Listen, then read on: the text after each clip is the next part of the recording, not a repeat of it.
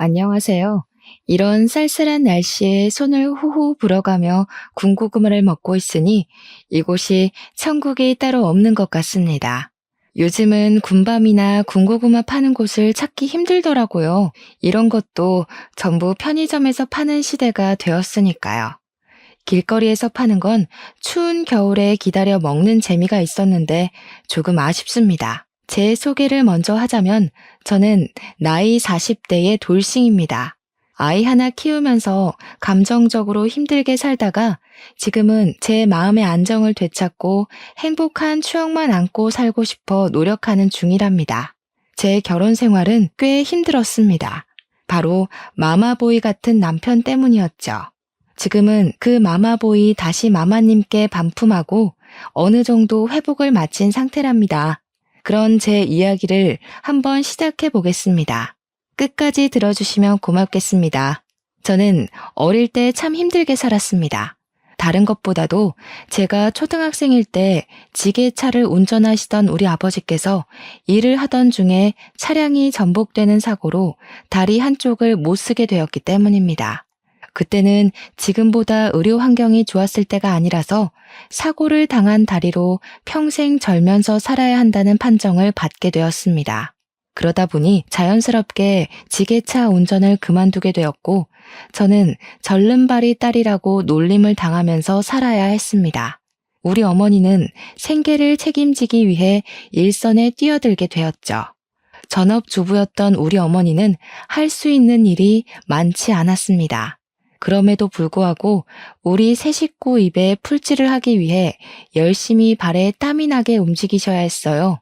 아버지도 절름발이었지만 구인구직을 하기 위해 열심히 돌아다니셨습니다. 하지만 지금처럼 장애가 있는 사람에 대한 시선이 곱지 않았기에 아버지가 일을 할 수 있는 곳은 없었습니다. 집에서 살림을 하게 된 아버지는 가끔씩 저를 위해 학교에 찾아오곤 하셨습니다. 학교 끝나고 집을 가야 하는데 비가 정말로 많이 쏟아지는 그런 날이었습니다. 아버지는 절뚝이는 발을 질질 끌고 힘겹게 언덕길을 올라 학교에 도착해서 저에게 우산을 건네주셨을 때 저는 감동보다는 수치심이 먼저 들었어요. 지나가던 친구들이 뭐야, 은지 너네 아빠 장애인이야? 절름발이야? 하는 소리를 아무렇지 않게 건넸기 때문이었죠. 그 다음날 학교 전체에 소문이 났고 저는 절름발이 딸이라고 엄청나게 놀림을 당하게 되었습니다. 어린 마음에 아버지한테 다음부터는 쪽팔리니까 학교에 오지 말라고 큰 소리를 냈고요. 비가 오면 비를 맞고 집에 가곤 했습니다. 돌이켜보면 아버지께서는 많은 상처를 받으셨겠죠? 하지만 그때 저는 철이 없어 몰랐습니다. 그저 친구들이 놀리는 게 싫었고 우리 아버지가 장애가 있다는 사실을 꽁꽁 숨기고 싶어서였죠. 아버지와 저의 사이는 걷잡을 수 없는 깊은 골이 생기게 되었습니다. 커서는 물론 무척 후회하고 죄송스러웠죠. 아버지한테 그랬으면 안 되는 것이었는데요.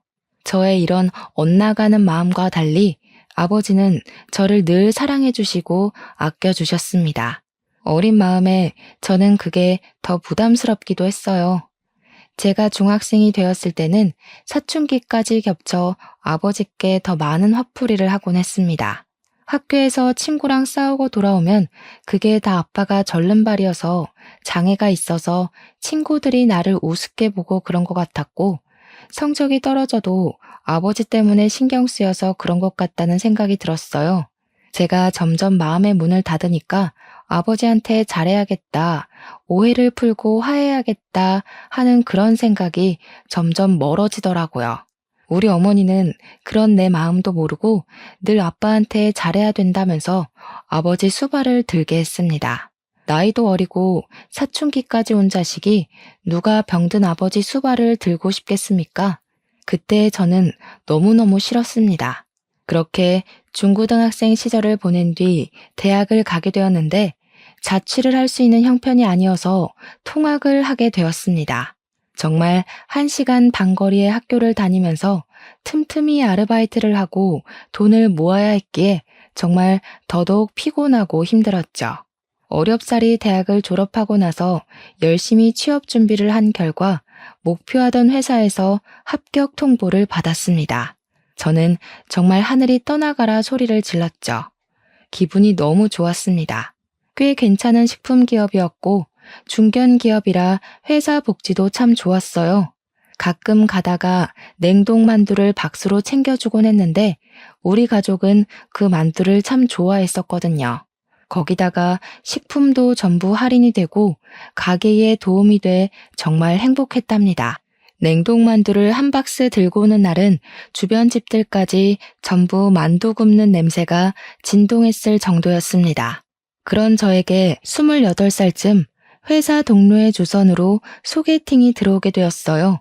사는 게 바쁘고 힘들고 집안을 여러모로 돌봐야 했기에 연애 같은 건 꿈도 꾸지 않았습니다. 하지만 소개팅이 떡하니 들어오니까 설레더라고요. 소개팅 당일에는 준비도 철저히 해서 나갔습니다. 소개팅남은 생각보다 멀끔하고 진중한 성격인 것 같더라고요. 뭐 하나를 해도 고민을 많이 하는 성격이었죠.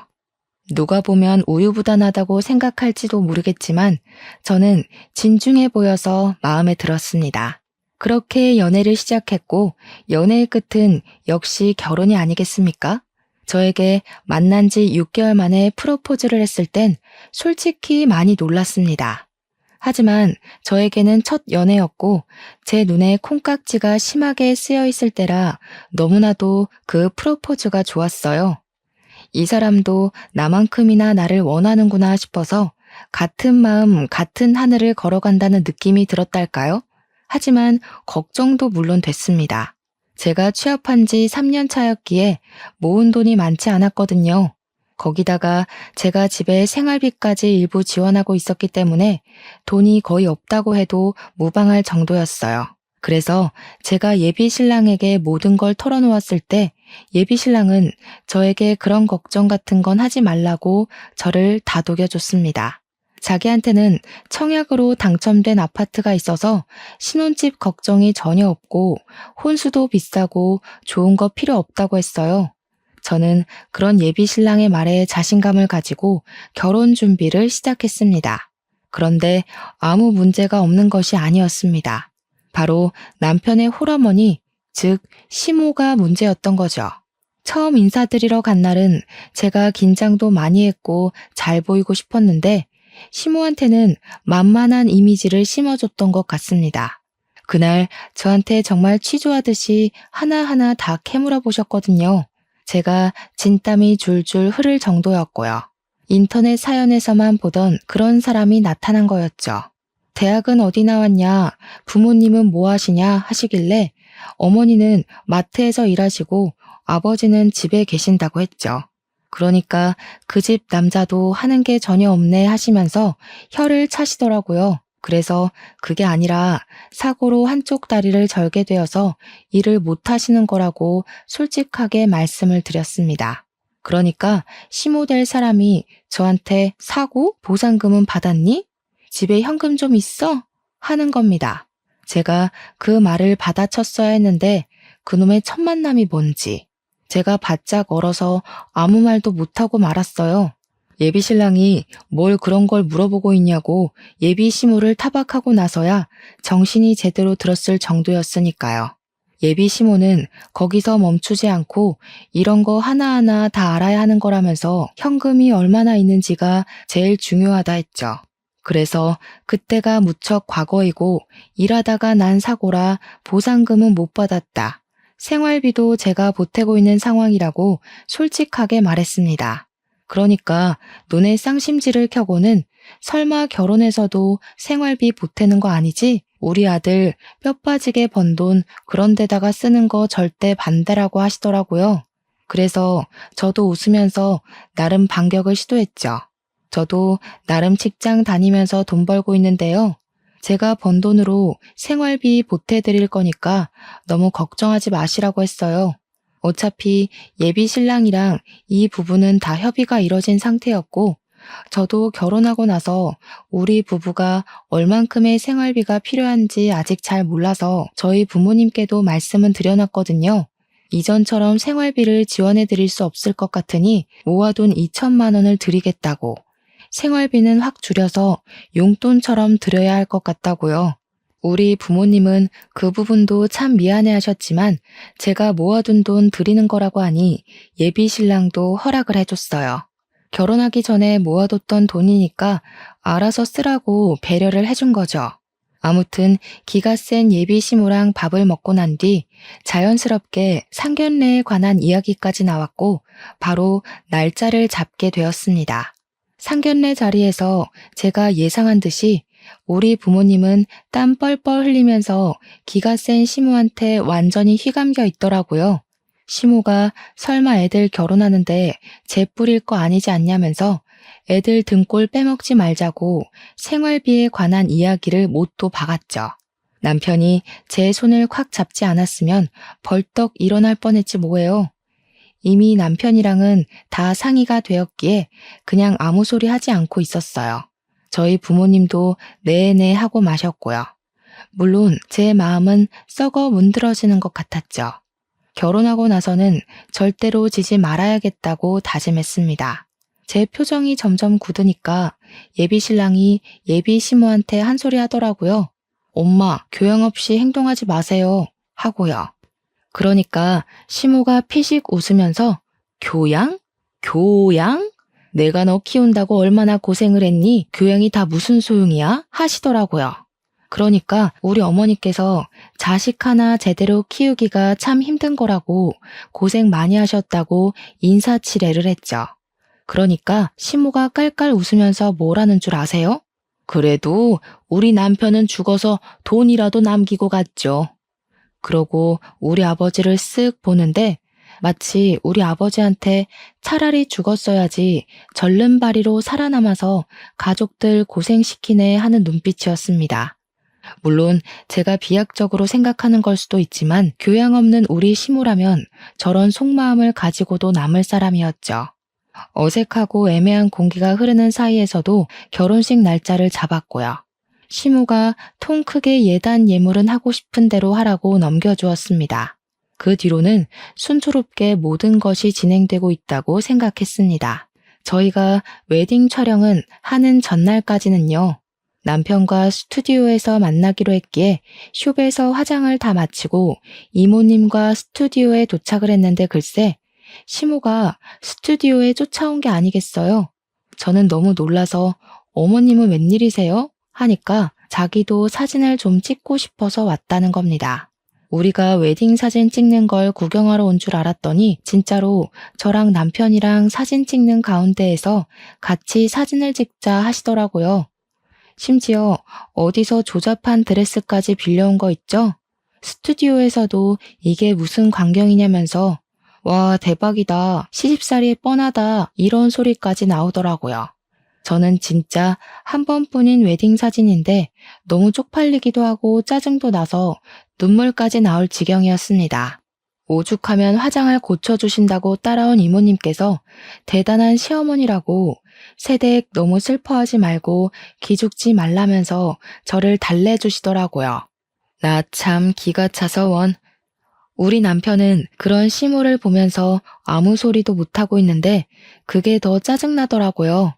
그래서 시모도 듣는 곳에서 그냥 대놓고 말을 했죠. 누구 웨딩 사진을 찍으러 온 건지 헷갈리네요. 차라리 모자가 사이좋게 사진 찍으시는 게 어때요? 저는 그냥 집에 갈게요. 그러니까 남편이 한다는 소리가 우리 엄마는 결혼 사진도 못 찍고 결혼했다는데 불쌍하잖아. 우리는 다음에 리마인드 웨딩인가? 그런 거 하면 되는 거 아니냐고 나불나불 거리는 거 있죠? 우리 둘이 찍어야 할 사진에 시모가 하나하나 낀 것도 모자라서 남편이랑 둘이서 사진 찍는 걸 뻔히 봤는데 리마인드 웨딩이라고 안 따라올 사람인가 싶더라고요. 그래서 그냥 웃는 얼굴로 말했어요. 그러지 말고 그냥 어머님이랑 평생 사는 건 어때? 나랑 단둘이 사진 하나 못 찍으면서 어머니랑 어떻게 떨어져 살으려고. 그러니까 제 웃는 얼굴이 진짜 웃는 얼굴이 아니라는 걸 깨달은 남편이 그제야 시모한테 나가라고 하더라고요. 이제는 우리 둘이 찍을 테니까 시모 보고 그만 집에 가보라고요. 한참을 구시렁거리던 시모가 제가 아무 소리 안 하고 쳐다도 안 보니까 그냥 집에 갔습니다. 이렇게 간단하게 보낼 수 있는 걸 왜 참아서 속을 알았는지. 웨딩 촬영을 아주 늦은 시간까지 하고 집으로 돌아오는 길에 혹시나 싶어서 신혼여행은 우리 둘이 가는 거지? 하고 물어보니까 남편이 말 잘했대요. 안 그래도 물어보려고 했다면서. 엄마가 해외에 한 번도 안 가봤다는데 그게 영 마음에 쓰인다는 거예요. 그래서 정신 나갔냐고 한 소리 했죠. 신혼여행까지 지금 시모를 모시고 가자는 반푼이 같은 소리를 하는 거냐고 하니까 남편이 우물쭈물해요.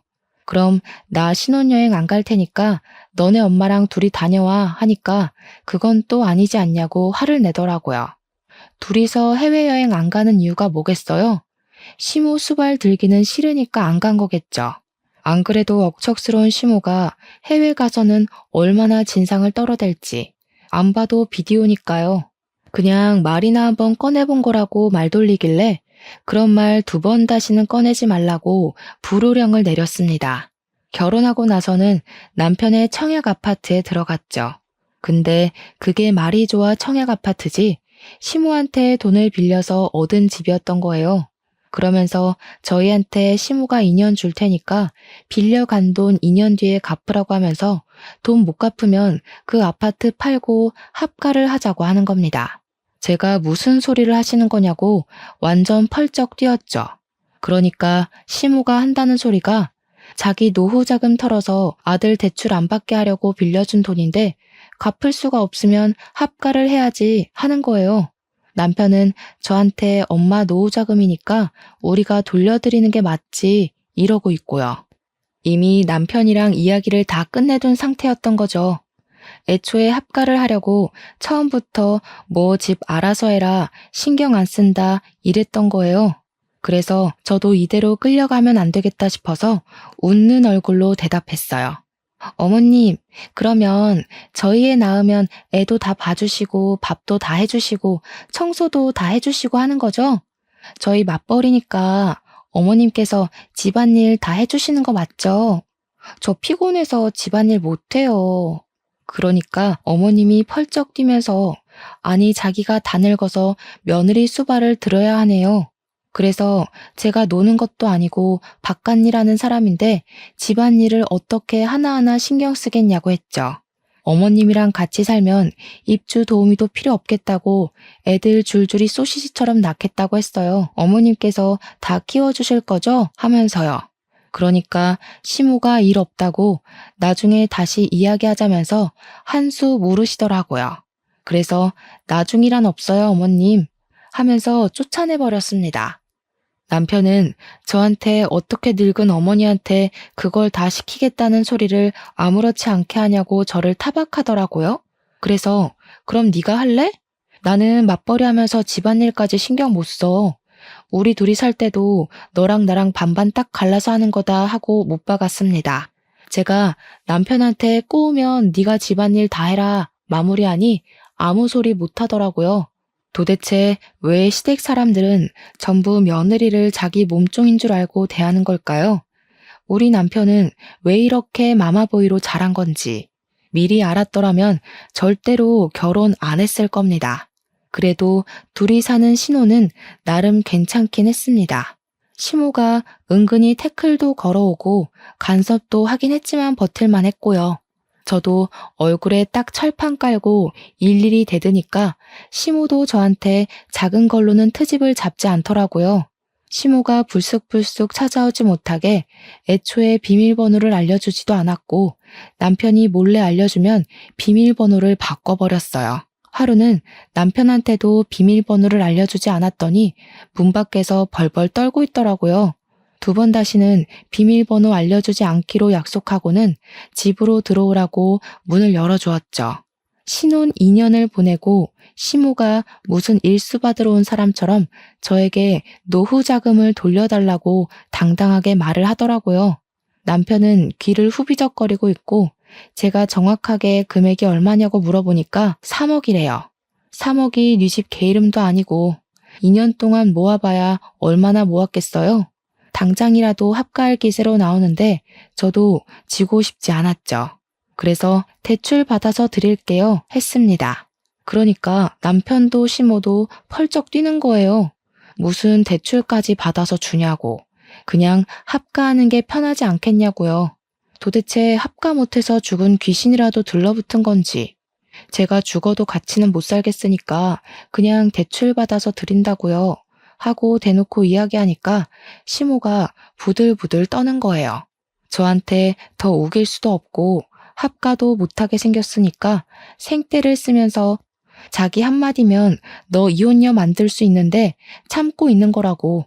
예쁘다 예쁘다 해줄 때 더 이상 기어오르지 말라고 하는데 남편도 사색이 돼서 엄마 하고 부르더라고요. 참나, 누가 무서운 줄 아나. 제가 아무 소리 안 하고 귀만 후비적거리면서 파고 있으니까 시모가 막 소리를 질렀어요. 한 번만 더 지켜볼 테니까 그런 줄 알고 조용히 있으래요. 그 뒤로는 뭐 더 하면 더 했지 절대로 덜 하지는 않았습니다. 합가를 못한 게 그리 억울했는지 시모가 시킨 건지 몰라도 남편이 저녁마다 전화해서는 엄마 밥 먹었어? 우리는 이제 밥 먹어 이러면서 오늘 반찬이 뭔지 일일이 말하고 있더라고요.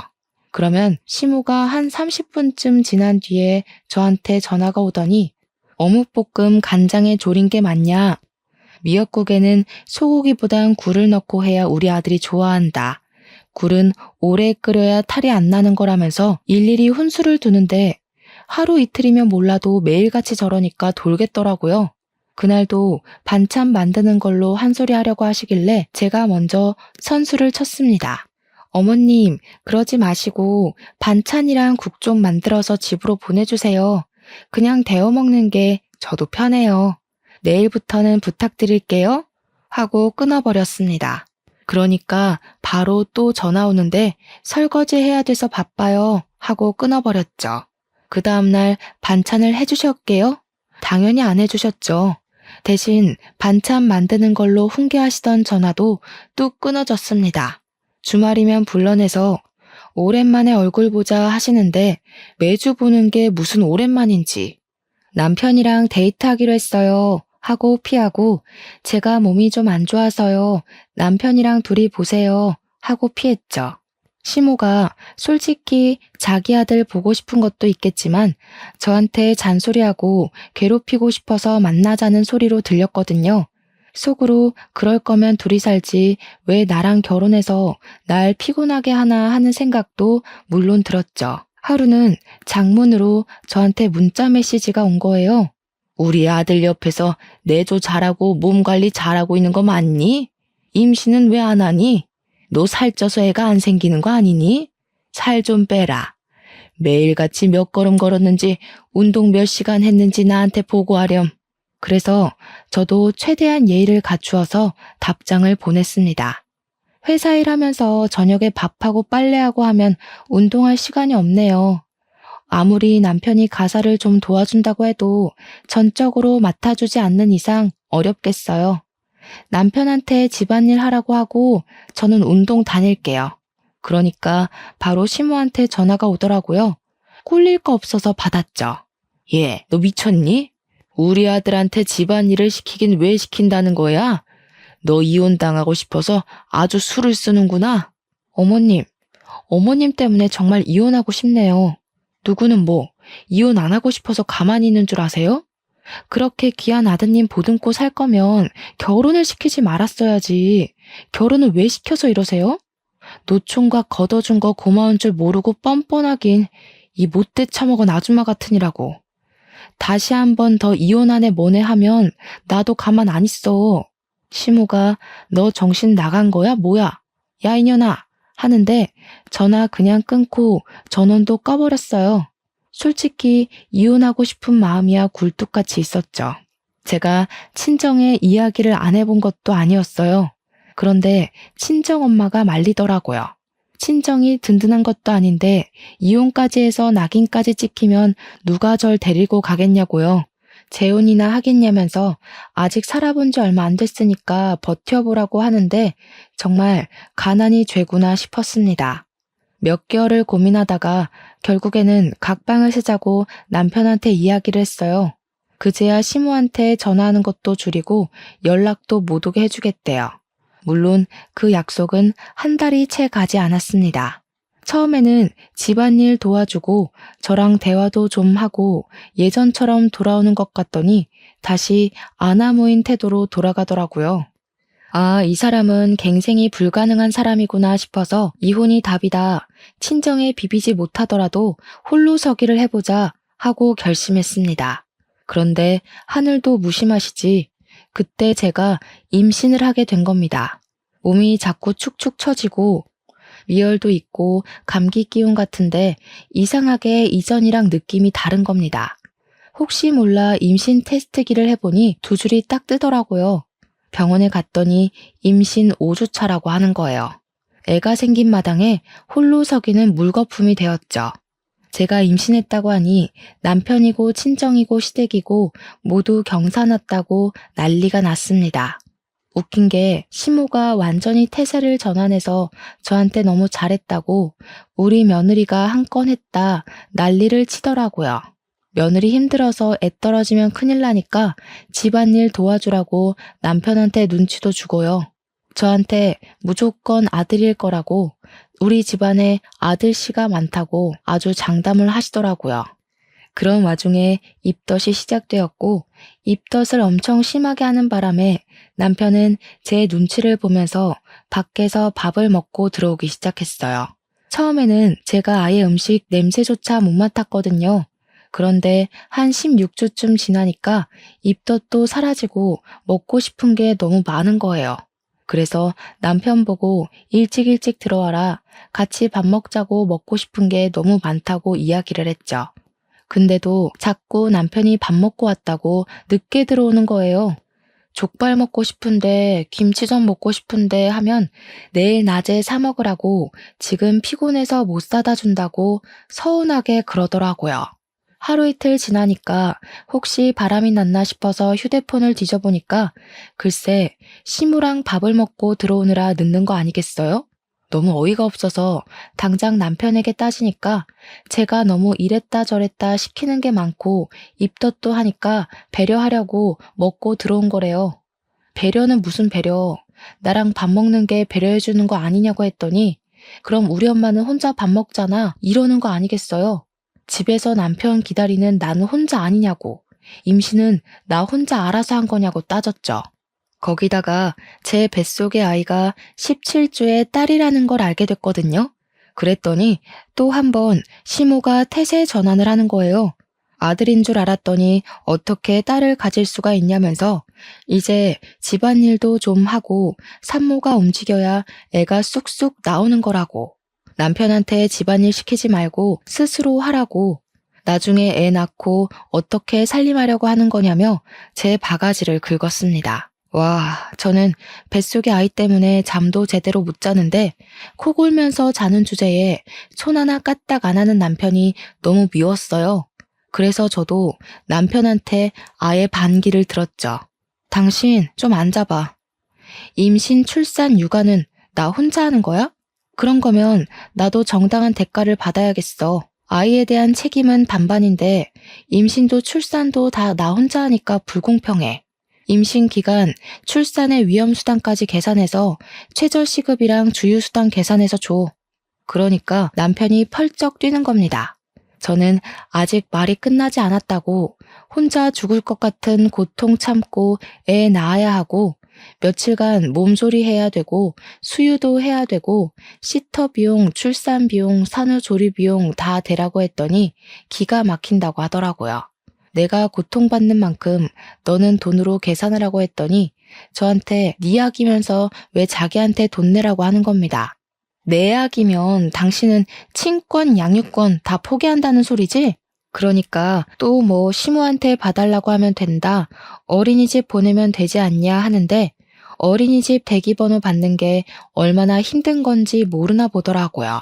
자기한테 뭘 바라길래 이런 소리를 하냐고 물어서 그냥 제가 말한 대로 다 해달라고 했어요. 네가 집안일을 했으면 얼마나 했냐고요.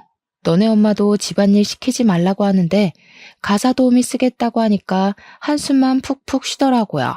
저한테 육아휴직 내면 외벌이인데 생각이 있냐고 없냐고 따지더라고요. 그날 이후로 냉전이 시작되었고 저는 남편과 대화조차 하지 않는 상태로 딸아이를 출산했습니다. 산후조리원까지는 남편이 돈을 내줘서 갔는데 시모가 딸 낳은 주제에 조리원에 들어간다고 한 소리 하대요. 세상에, 아들 낳아야지만 조리원에 갈 수 있는 법이라도 있는 건지. 제가 어이가 없어서 아들이든 딸이든 핏줄 낳은 건데 뭐가 그렇게 문제라고 몸조리도 못하게 하는 거냐고 따졌습니다. 아들, 딸 차별하는 인터넷에서 보던 막장 시모냐고 되물었더니 저한테 우리 아들 밥 못 챙겨 먹을까 싶어서 그런 거다 하시더라고요. 조리원에서 남편 밥 다 주는데 뭐가 문제냐고 하니까 이번에는 우리 아들 잠자리 바뀌면 고생해서 그런 거래요. 아니, 당신 아들 코 골면서 잘만 자던데. 제가 병원에 입원했을 때도 내내 코 골고 자고 있어서 간호사가 눈치까지 줬었거든요. 어머님, 잠자리 바뀌면 못 잔다던 사람이 코를 너무 골아서 간호사도 눈치 줬어요. 아내가 출산하고 입원해 있는데 그렇게 꿀잠 자는 사람 처음 봤대요, 글쎄. 그러니까 걱정하시려면 제 걱정을 좀 해주시는 게 어떨까요? 출산하고 제가 힘들었죠. 저 인간이 힘들 일이 뭐가 있겠어요, 어머니? 남편 자는 거 제가 동영상 찍어둔 거 있는데 한번 보실래요? 눕자마자 코부터 고는데 누구 닮았는지 신기하더라고요. 그러니까 시모가 킁킁 하면서 남편한테 엄마 집 와서 쉴래? 잠자리 바뀌니까 힘들지? 하더라고요. 우리 남편 장학에도 산후조리원에 산모들 많아서 부끄럽다면서 시댁에 가더라고요. 다른 집은 남편이 수유도 도와주고 유축도 도와준다던데 저는 혼자서 낑낑거리면서 하고 있었죠. 우리 남편은 다른 남편들이 아기 보느라 정신없을 때 시무랑 둘이 와서 면회 시간에만 쓱 보고 가더라고요.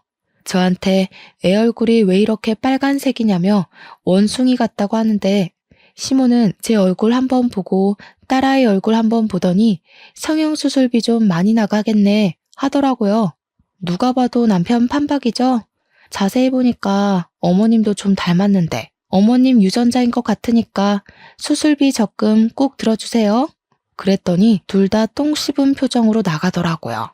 그렇게 조리원에서 퇴소하고 나서부터 진짜 육아전쟁이 시작되었습니다.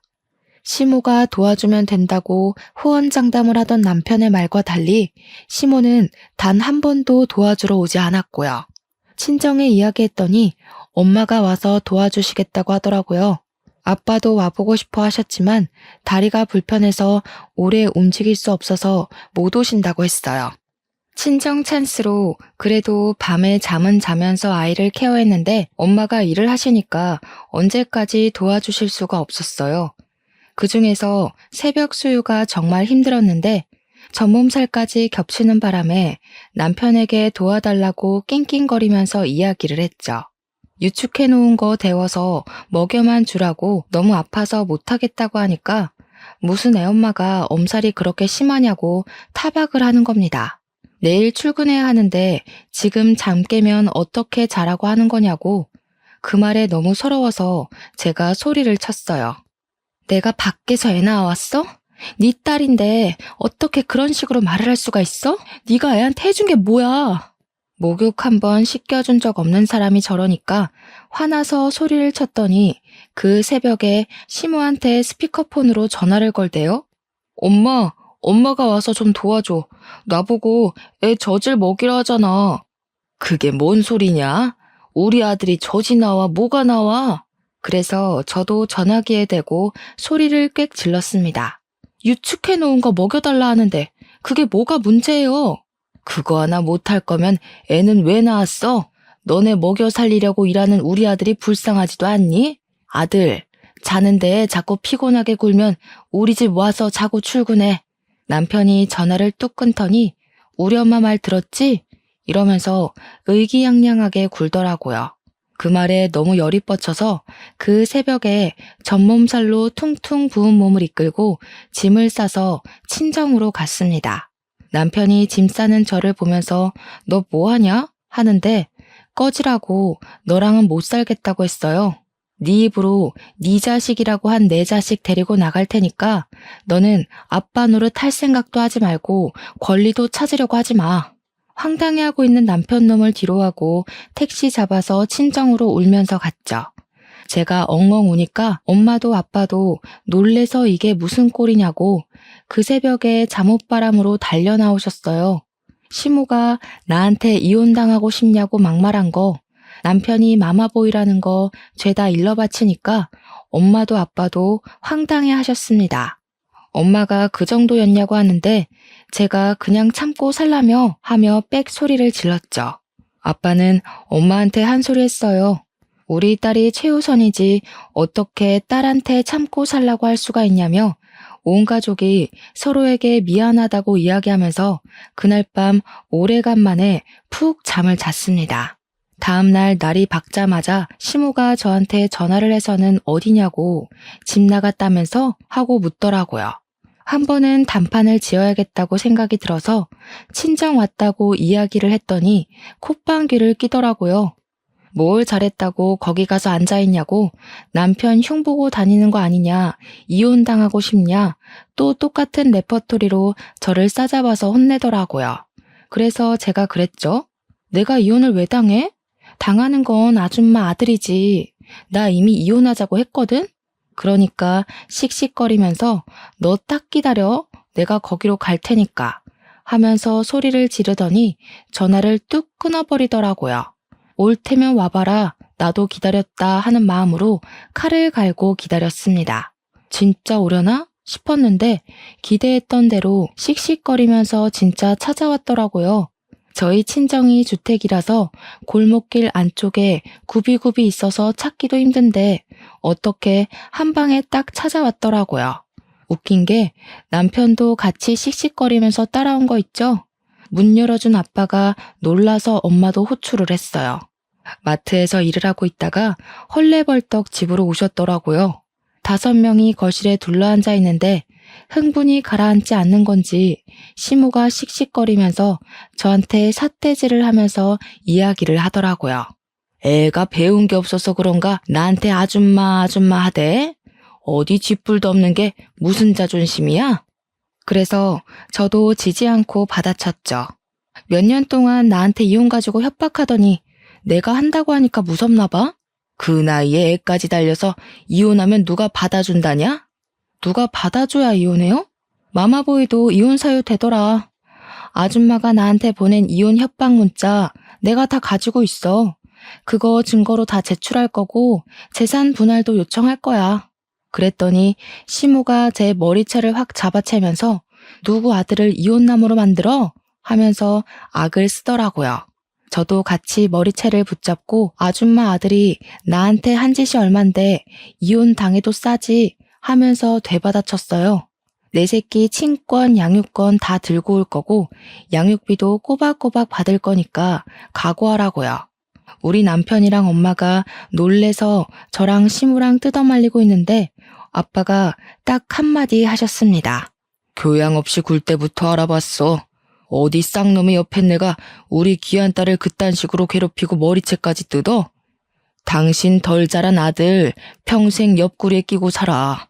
아예 젖까지 먹이지 그래? 내 딸 고생시키지 말고 아들 수발이나 들면서 사셔. 아이고 누가 그런 말하면 무서워서 벌벌 떨 줄 알고? 그쪽이나 평생 한쪽 다리 절면서 딸한테 기대 사셔. 나도 하자 있는 부모 딸린 계집애 처음부터 집에 들이기 싫었어. 떡하니 아들이라도 낳았으면 몰라. 그 말에 우리 엄마가 부엌으로 가서 김장할 때 쓰는 굵은 소금을 시무랑 남편 얼굴에 패대기 치듯 뿌렸어요. 놀래서 도망가길래 엄마가 부정 탄다고 2번 다신 오지 말라고 현관문을 쾅 닫아버렸습니다. 그런데 밖에서 갑자기 으악 하는 소리가 들리는 거예요. 아직 추운 겨울이었고 우리 집이 다세대 주택 2층이었거든요. 전날 눈이 펑펑 왔고 살짝 녹은 다음 얼어붙었기에 돌계단이 미끄러운 상태였습니다. 남편이 그 계단을 씩씩거리면서 내려가다가 그만 자빠진 거예요. 엉덩방아를 찌으면서 내려간 게 아니라 얼굴부터 엎어지면서 막 대굴대굴 구른 거죠. 좁은 돌계단을요. 시모가 놀래서 아들아 아들아 하면서 119 좀 불러달라고 엉엉 울고 있는데 자세히 보니까 남편 무릎이 돌아가 있더라고요. 일단 놀래서 119는 불러줬죠. 그날 저녁에 시모한테 전화가 오더니 우리 아들 무릎뼈가 부러지면서 십자인대가 파열됐고 그 탓에 다리를 절게 됐다면서 저보고 책임을 지래요. 엉엉 울면서 저한테 빨리 와서 병수발을 들어야지 뭐하고 있냐고 소리를 치는 겁니다. 저는 너무 고소해서 웃음이 날 것 같았죠. 제가 거길 왜 가요? 평생 한쪽 다리 절면서 사는 아들 잘 돌보면서 사세요. 다리 불편한 우리 아빠한테 하자 있는 부모라고 막말하더니 아줌마는 하자 있는 아들이 생겨버렸네? 양심도 없지. 하자 있는 그놈 간호를 왜 내가 합니까? 저도 하자 있는 놈이랑 살 생각 추호도 없으니까 늙어 죽을 때까지 옆구리에 끼고 병간호하세요. 그러면서 침을 칵 퇴하고 뱉었습니다. 꼴 좋다고 깔깔거리면서 웃어도 줬고요. 그리고 바로 변호사 선임해서 이혼 소송도 시작했어요. 재산 분할도 받을 수 있다고 하길래 조금이지만 받게 되었고 위자료도 당연히 받았죠. 친권, 양육권 당연히 아이가 어리기 때문에 저한테 왔고요. 전 남편이 저한테 가끔 연락 와서는 보고 싶다고 우리 딸 한 번만 봤음 소원이 없다고 하는데 저는 모르쇠 했죠. 누구시냐고 우리 애는 아빠가 없어서요 했습니다. 저한테 그러지 말라고 애원을 하면서 엉엉 우는데 엄마 찾던 사람 다 어디 갔는지 이제 와서 저한테 약한 모습 보여주면 제가 뭐 냉큼 좋다고 받아줄 거라고 생각한 거죠. 그 생각 자체가 저를 바보로 본 거 아니겠어요? 이때다 싶어서 차단해버리고는 2번 다신 연락하지 말라고 면접 교섭권 당당하게 신청해서 오라고 했죠. 그래도 아이한테는 아빠이니까 면접 교섭권 신청해서 들고 오면 보여줄 수밖에 없는 현실이니까요. 제 생각에 아이랑 둘이서만 만나라고 하면 그것도 신청하지 않을 게 뻔했지만요. 시모가 여전히 남편 옆에서 병수발 들고 있다던데 앞으로 쭉 반성하면서 살았으면 좋겠습니다. 말이 씨가 된다고 사람이 마음을 곱게 먹어야 하지 않겠어요? 하자 있는 집안이라고 무시하더니 똑같이 돌려받으니까 지금쯤 얼마나 후회하고 있겠습니까? 저희 아버지를 절름발이라고 무시한 것도 마마보이 아들 둬 놓고 저한테 갑질한 것도 평생 속죄하고 후회하면서 살길 바라고 있어요. 이래서 당장 코앞의 일도 모르는 거라는 말이 있나 봐요. 청취자 여러분들도 항상 어디서나 말 조심하시고 받은 만큼 꼭 돌려주면서 사시길 바랍니다. 누군가에게 상처를 주면 그만큼 부메랑으로 돌아오는 법이라는 거 명심하셨으면 좋겠어요. 그러니까 내가 받은 상처도 꼭 그 사람에게 돌아갈 것입니다. 현명한 여러분의 선택을 저는 응원하고 지지하겠습니다. 여러분도 저의 홀로서기를 응원해 주시면 감사하겠습니다.